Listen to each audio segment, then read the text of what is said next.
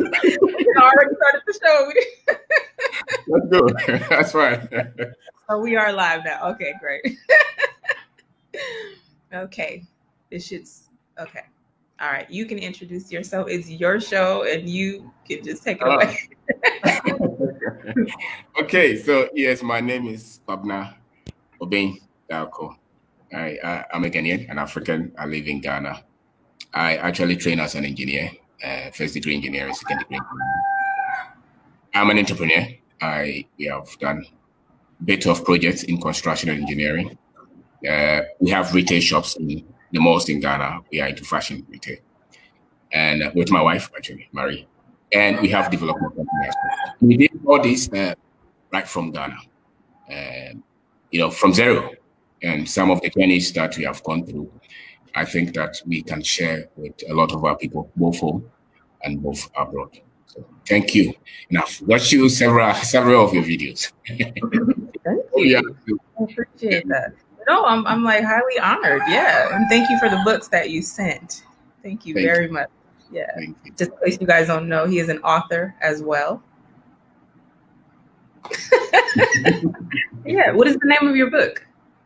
That's Perspective, how to develop a mindset to start and build your business, how to start to build your business.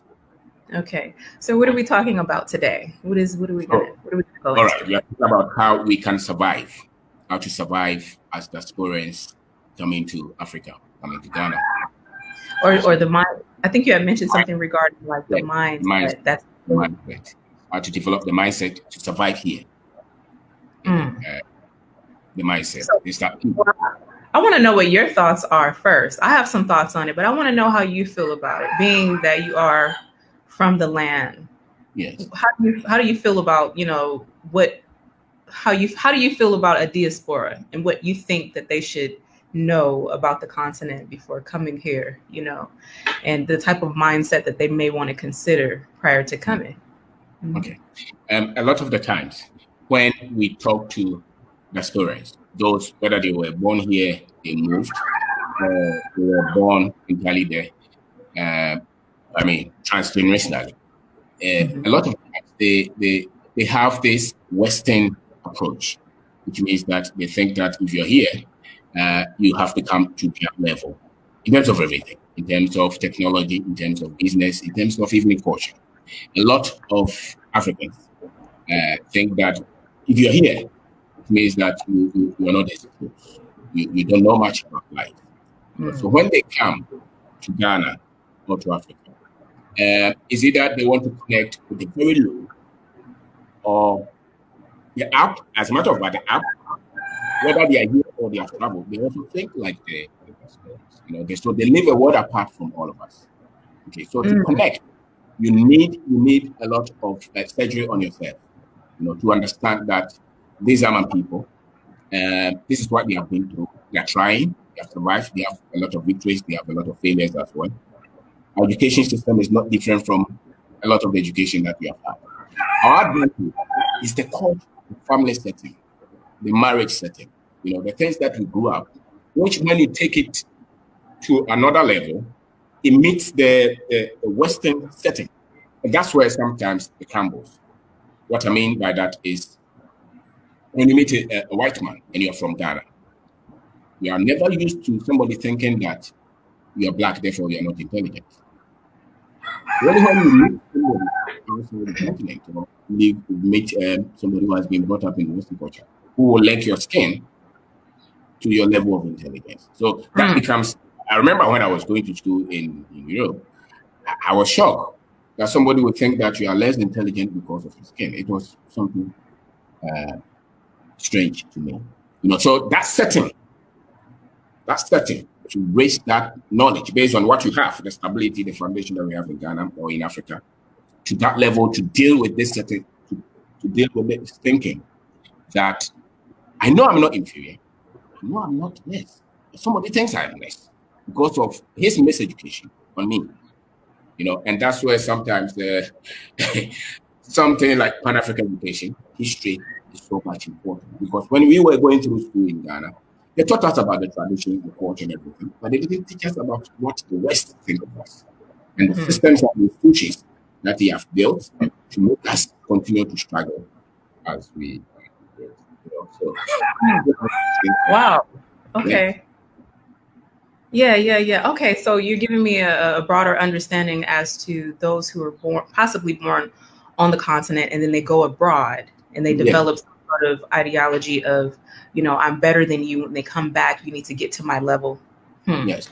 Okay. So from my perspective, as a diaspora who was born out in the West, and wants to come back this way, we have a different type of issue happening, where we don't understand the continental Africans and what they've gone through to achieve, or if they've been able to achieve what they wanted, So you have the dynamic of the so-called educated one who leaves. And then we have those that may not be as educated, but are still worthy. Those who may not have been educated, but those who have also been educated here. So the perspective that I'm looking at, oh my God, they're so diverse, but I see why there's a need for more communication now. Because I'm like, oh my God, okay. So not only do we have this problem of white supremacy, we have a problem when we come back. How are people, immersing themselves within the cultures with whatever level that you're coming with, and to still show respect for those who were already here and have been educated using the Ghanaian educational system or wherever, And so I think that is extremely important to understand that those who have been educated on the continent are not only not only are they educated, but more qualified than those who might have gone to the West. I've seen it for myself. So I totally get what you're saying. It's a matter of perspective, So how do we help our diasporas to understand the significance of what is it called, eating locally, and with regards to those who have been educated on the grounds? I think that we sure understand that the kind of education, the kind of race education that they have given us. Race education that they have given us is largely it's false. It's false. It's not true.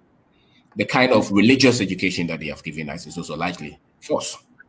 And these two institutions they use to subjugate her to a large extent. If you look at how education was introduced to us recently, they say it's the education, which is questionable because we were living. So how can you say that you came to educate us? The fact that I don't speak your language does not mean I'm not educated, So let's say when they started to put them in class and they started to recondition them, they started to use the religion, the Bible largely. Way before that, Islam had come and had destroyed a lot before the Europeans came, Now, this kind of education was not taught us. You have to do it yourself before you even think of coming here, or before you even think of reconnecting again. You have to know that there's a whole bunch of education that you have to do yourself to study this for the last 300 years, 400 years, 1,000 years, 2,000 years. You need that strength because it's like the root. If you have not gone through it, any wind will blow you. That's why when you come, you will see all the poverty. You see all the tribalism. You see all the politicians who are not truthful because you don't have the structure. You don't understand it. A lot of our people just, like the whole building is not good and you just fix it the door. And you think that once you fix the door and you paint it, everything will be right. It's largely not so. So I'm very much comfortable with Africans, whether they are African American or Jamaicans or live in England. Once they have corrected this part of history, it's so refreshing dealing with them. Once they connect with that. So for me, that is the main thing. It goes beyond the religion. It goes beyond the school education. It goes beyond profession. The fact that the person has taken time to study it intentionally, you will stop to ask a lot of these questions that Africans and both everywhere ask, because now you have constructive understanding of the real issues of Africa. So the history is for me the first key. Correct? Then when you come, you can understand the culture. You can understand the people. Then you start to believe in yourself. You start to believe in the continent. You become giant. Without the history, anything can move you. And not the one that the white people are teaching you. Okay. So what you're pointing out is the root of, your position and your geographical location when it comes to Africa. Excuse me. So no matter where you're coming from and where you've been educated, you're saying that there's a lack of history with regards to who we truly are prior to colonialization, okay? Yes. And who we were, the identity that was there prior to the education, the business structure, because everything that we are today is a result of European ideology. Yeah. Yes. And largely. So, okay. So I mean, earlier before we went live, you were talking about like even in business, like there's this disconnect there as far as like people not even like giving themselves the glory or knowing how to eloquently display what steps it took to get to where they are, but they'll give it to God or they'll give it to Allah, you know, versus like, actually, these are the steps that I took to get to this point. You know, like we become so discombobulated and only focus on, you know, like European ideas. Like everything about us is just something that is not authentic. It's not coming from the root of who we truly are. How will we get back to that place, even as a diaspora who has, you know, a background of possible European mixture, you know, but I focus mainly on the African lineage because that's where I'm drawn. You know, I'm not drawn anywhere else. So, you know, I feel the intensity of African thought. Like I'm interested in that. I'm interested in the root. How do we get to that place? You know, what do you think is missing from this? Okay. So what is missing is, I said, is the education. Is the race education. And so we all have to, you know, there are key writers. There was this preacher in America. His name is Frederick Casey Price. He lives in California. He did a series on race, religion, and racism. Okay. And I had a chance on listening to those series. And I got to know that there was so much I didn't know. Even though I was coming from the land of Nkrumah, Pan-Africanism, all these guys. What may sometimes shock all of us is that the science education that we had. You know, when you were in school, they had these black engineers.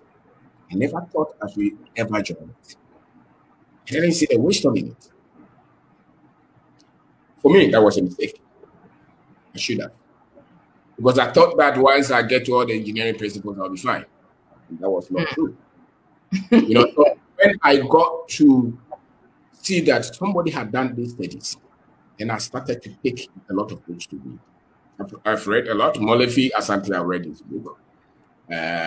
Some other guys from Senegal. I've read a lot of books on these guys. Different perspectives. Because that's where we get to deal with. Somebody will ask you, if you were that intelligent, how did they overcome us? Why are you talking about racism when we have tribalism all over? The problem of Africa is the leaders. They are corrupt. You know, they look at China. China is somewhere, Africa is not developing.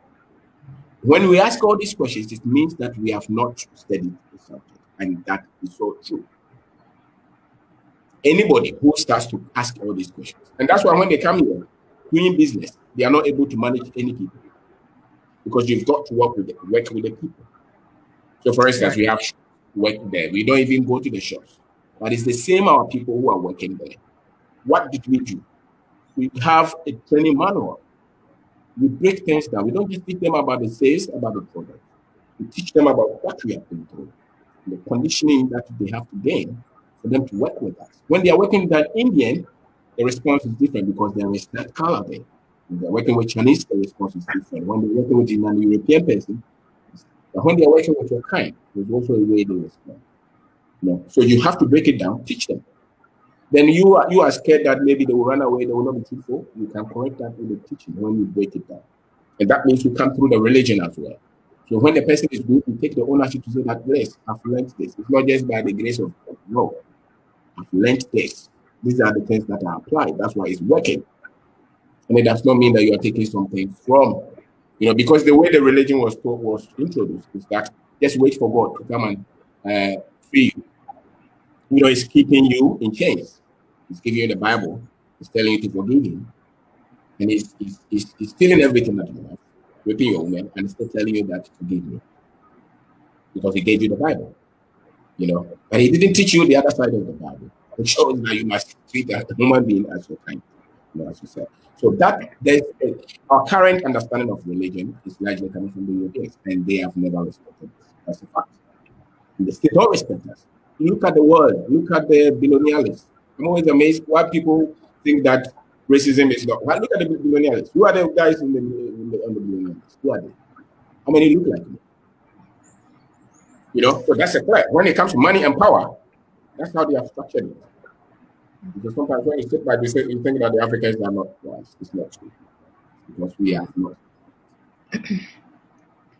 Wow, I feel as though you should be on my channel right now. Like we should be discussing this live on my channel. Seriously, because you have a level of expertise that, I've considered within myself, like, okay, things have to change, but how can you go against such a grain when, like you said,